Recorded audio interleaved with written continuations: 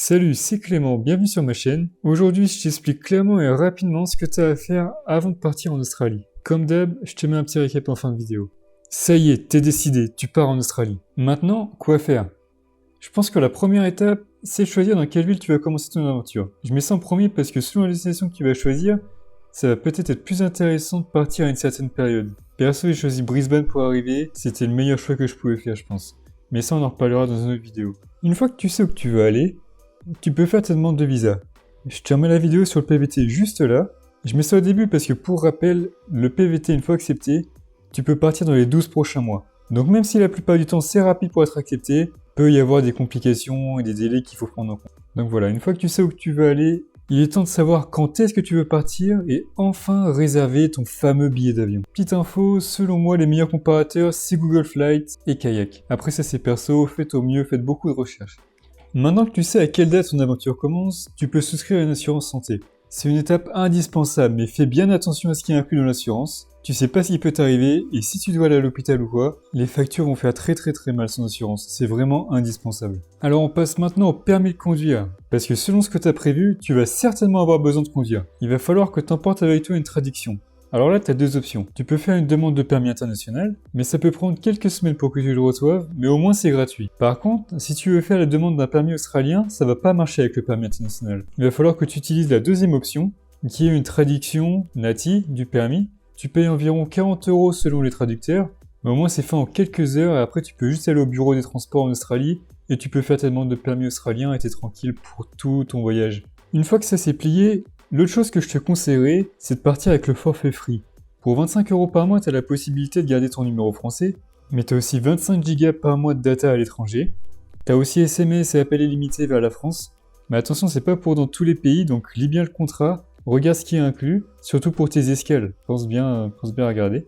Quand tu seras en Australie, c'est fortement conseillé de quitter un numéro australien. Donc si tu veux prendre le forfait free, assure-toi que ton téléphone il puisse avoir au moins 2 cartes SIM. Pour que tu aies ton forfait australien et ton forfait français en même temps.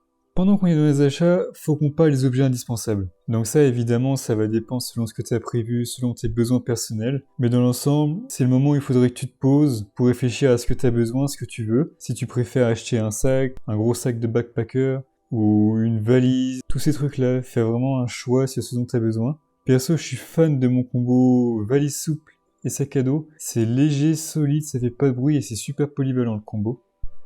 En tout cas, essayez de voir ce dont vous avez besoin, ce dont vous n'avez pas besoin, prendre l'essentiel et bien vous préparer pour éviter les dépenses inutiles quand vous arrivez. Je pense par exemple à des trucs bêtes comme les claquettes pour les auberges de jeunesse, ou alors l'indispensable ultime ici selon moi c'est l'antitranspirant. Essayez d'en acheter un bon parce qu'il fait chaud, et dans la même catégorie je dirais la crème solaire, faut pas oublier tous ces trucs là.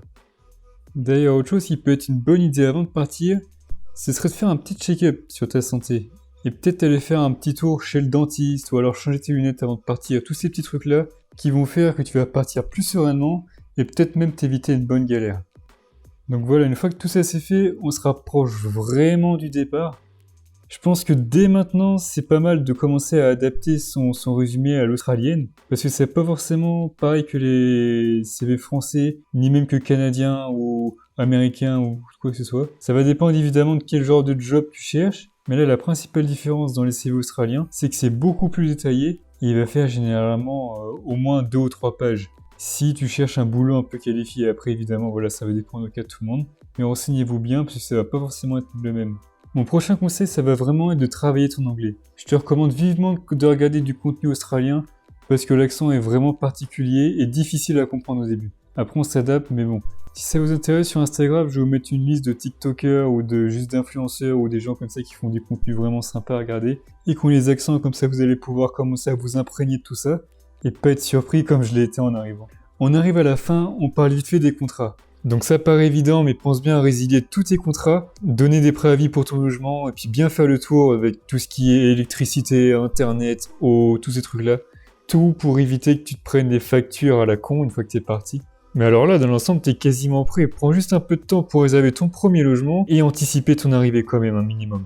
D'ailleurs, dans pas trop de temps, je sortirai une vidéo sur les démarches juste en arrivant. Donc pas de panique, économise-toi des cheveux blancs en t'abonnant.